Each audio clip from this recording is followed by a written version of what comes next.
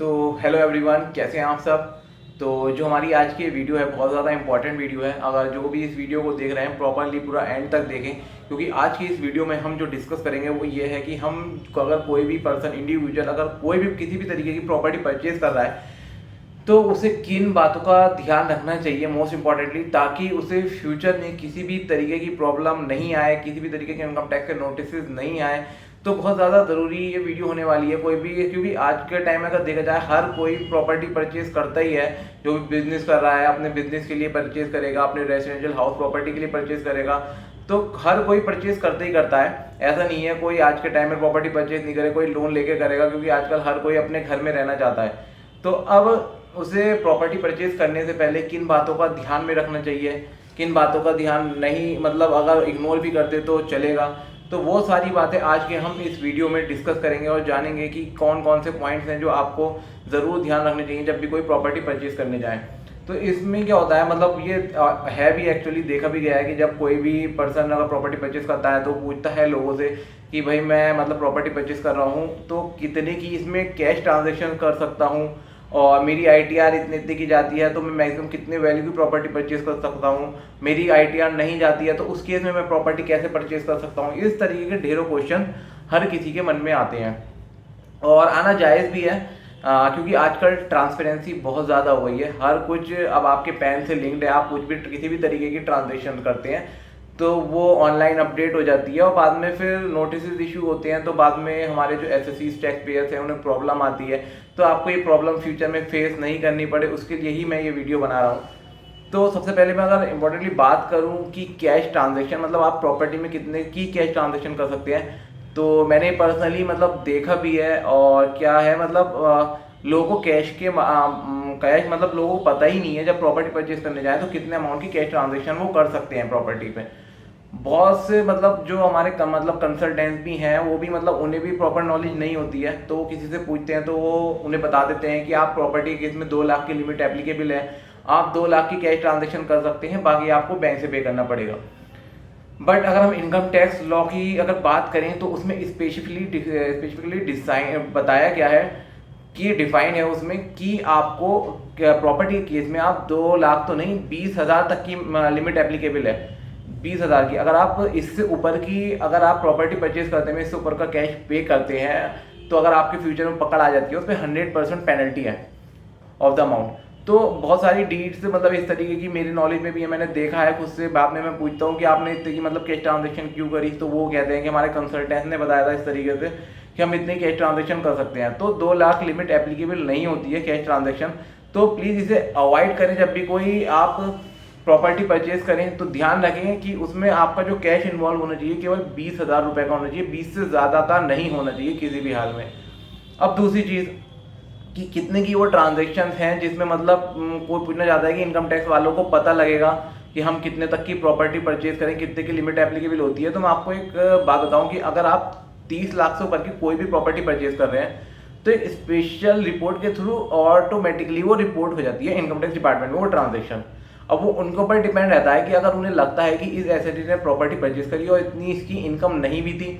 तो वो उससे आप पूछ सकते हैं कि आपने ये पैसा मतलब इसका सोर्स क्या था, कहाँ से अरेंज करा। तो 30 लाख एक लिमिट है, लेकिन ऐसा नहीं है कि 30 लाख से नीचे की अगर आप कोई प्रॉपर्टी परचेज करें आपको नोटिस नहीं आए, लेकिन 30 लाख से ऊपर आप ये मान सकते हैं कि आपके पास प्रॉपर सोर्स ऑफ इनकम होना चाहिए। 30 लाख से नीचे की कर रहे हैं तो एक टाइम को आप अवॉइड मतलब कर भी दे तो हो सकता है मोस्ट प्रोबेबली उस केस में आपके पास नोटिस नहीं आए। बट ये श्योरिटी के साथ तो कोई भी नहीं कह सकता कि यार नोटिस आएंगे नहीं आएंगे। हो सकता है आपको 10 लाख की परचेज करें, आपकी कोई आईटीआर ही नहीं गई हुई हो और आपने 20-25 लाख की परचेज कर ली, तो उस केस में क्या आपका सोर्स ऑफ इनकम तो कोई था नहीं, आपने आईटीआर भी कोई फाइल नहीं कर रखी है, तो उस केस में भी आपके पास नोटिस आ सकता है। तो 2-3 ये छोटी छोटी बातों को आपको ज़रूर ध्यान रखना चाहिए अगर आप कोई प्रॉपर्टी परचेज करें।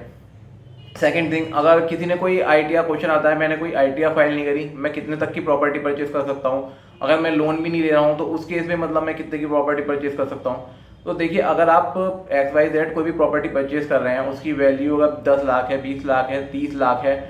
तो फ्यूचर में नोटिस आए तो आपके पास सोर्स ऑफ इनकम होना चाहिए। फॉर एग्जाम्पल अगर 2.5 लाख तक के लिए होता है कि अगर आपकी 2.5 लाख तक की इनकम है आपको इनकम टैक्स की रिटर्न फाइल करना ज़रूरी नहीं है। बहुत से लोगों को यही नहीं पता होता है, बहुत से लोग सोचते हैं कि 5 लाख तक की लिमिट है, नहीं 2.5 लाख से ऊपर है तो आपको इनकम टैक्स की रिटर्न तो फाइल करनी है, बट आपको 5 लाख तक कोई टैक्स नहीं आता, उसमें रिबेट मिल जाती है एक सेक्शन 87A में। तो अगर आपकी 2.5 लाख से नीचे की इनकम है और आपने पिछले 10-11 सालों में मतलब आप कोई भी वर्क करते हैं, आपकी इनकम 2.5 लाख से ऊपर नहीं हुई, तो आप ये एज्यूम कर सकते हैं आपने उसमें से एक कुछ अमाउंट सेव कर लिया होगा। तो आपका आज तक सेव करते करते आपकी 10-15 लाख इस तरीके से सेविंग हो गई होगी, और आज आप कोई प्रॉपर्टी परचेज करते हैं तो आपका एक जेन्युइन सोर्स ऑफ इनकम माना जाएगा कि आपने 10 साल में सेविंग करी है और आपके ऊपर इनकम एप्लीकेबिलिटी भी नहीं थी 2.5 लाख तक की रिटर्न की। तो अगर आपकी 2.5 लाख से ऊपर है और आप कोई प्रॉपर्टी परचेज करें, बाद में नोटिस आए तो आप उसमें कहते हैं हमारी इनकम 5 लाख से नीचे थी, तो एसएससी की मतलब ऑफिसर जो कहेगा वो ये कह देगा, आपको पेनल्टी लगा देगा इस चीज़ की कि आपकी इनकम तो 2.5 लाख से ऊपर है, आपने उसकी रिटर्न ही फाइल नहीं करी। तो इस केस में तो आपके ऊपर इनकम टैक्स की रिटर्न फाइल नहीं करने की पेनल्टी लगा देगा। तो ये चीज़ का बहुत ध्यान रखना ज़रूरी होता है। अगर आप 4-5 लाख तक की अपनी ITR फाइल कर रहे हैं, उसमें 4-5 लाख तक की इनकम शो कर रहे हैं, तो आपको उस केस में कितने तक की आप प्रॉपर्टी परचेज कर सकते हैं, तो ऐसा कहीं कुछ नहीं लिखा हुआ कि आप इतने अमाउंट तक की प्रॉपर्टी परचेज करें, इतने की करें। आप XYZ कितनी भी अमाउंट की कोई भी प्रॉपर्टी परचेज कर सकते हैं, बट उससे अल्टीमेटली तो सोर्स ऑफ इनकम होना चाहिए। मानिए आपने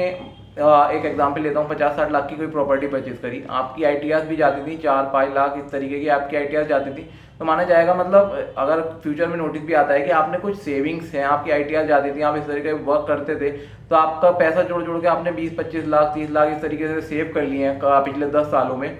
और बाकी मतलब आपने जो है किसी अपने रिलेटिव से पैसा ले लिया है, आप अपने रिश्तेदारों से पैसा ले लिया, आपने भाई से ले लिया, तो आप इस तरीके से प्रॉपर्टी परचेज करते में थोड़ी मतलब ट्रांजैक्शन को घुमा सकते हैं।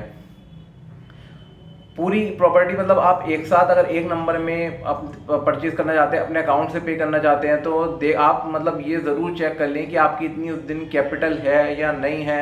आपने अल्टीमेटली तो अगर कल को कोई क्वेश्चन अराइज होता है तो आपने इतना सेव कर रखा है नहीं कर रखा है, अगर आप ये प्रूव नहीं कर पाते हैं तो डेफिनेटली आपको AO जो है असेसिंग ऑफिसर कुछ ना कुछ पेनल्टी इम्पोज कर देगा। तो इम्पॉर्टेंटली मतलब इस वीडियो में मुझे यही मतलब आपको बताना था, जब भी कोई प्रॉपर्टी परचेज करें तो कुछ छोटी छोटी बातों का ध्यान में रखें।